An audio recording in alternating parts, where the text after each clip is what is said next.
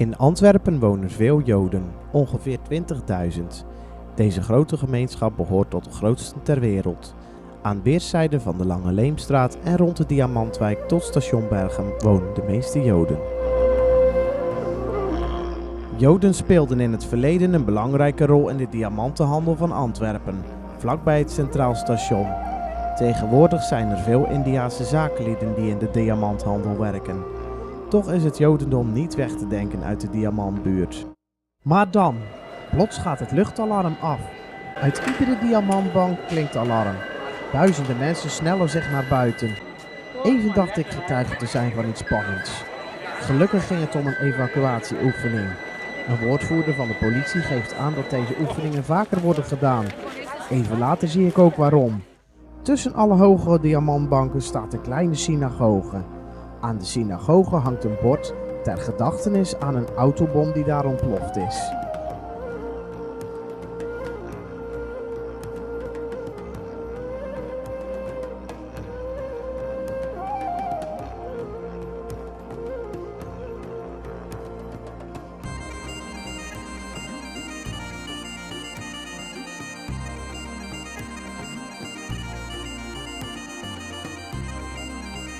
Vanuit het stadspark vervolg ik mijn tocht door de Lange Kiewietstraat.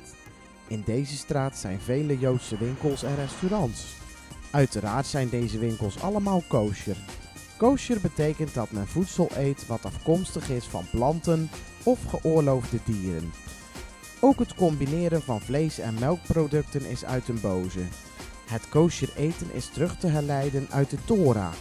In de 5 boeken van Mozes worden deze spijswetten uitgebreid beschreven.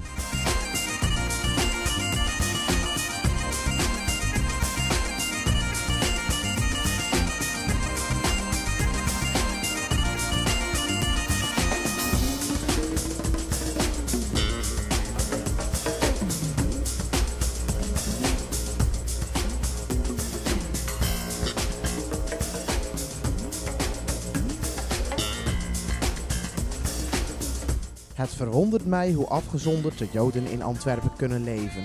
Uit nader onderzoek kom ik erachter dat Antwerpen tientallen synagoges, scholen, instellingen, winkels en restaurants heeft.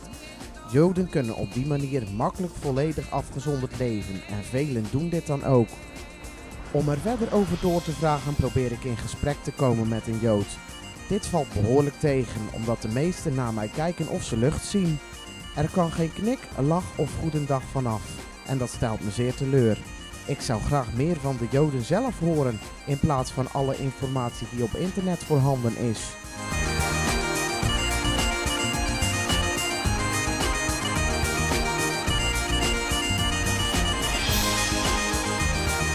Er zijn diverse Joodse bewegingen die allemaal hun kleinschalige eigen Joodse scholen hebben. Ook gaan meisjes en jongens gescheiden naar school. Wanneer jonge mannen trouwen, studeren ze verder aan een Joods leerinstituut, Yeshiva genaamd. Hier studeren ze de Talmud en andere Joodse teksten. De jonge mannen krijgen vanuit de Yeshiva een salaris. Dit geld komt van rijke donoren.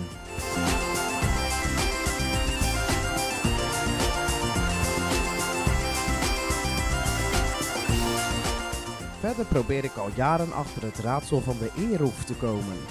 Een Eruv is een heilig draad die de Joodse gemeenschap rond een stad of wijk spant om zich op Shabbat vrij te kunnen bewegen.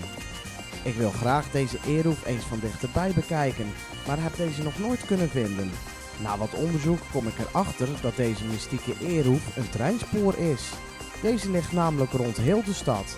Het water van de Schelde neemt het stukje over waar geen spoor is. En waar een spoor onderdoor bruggen gaat, wordt een stukje lijn gespannen.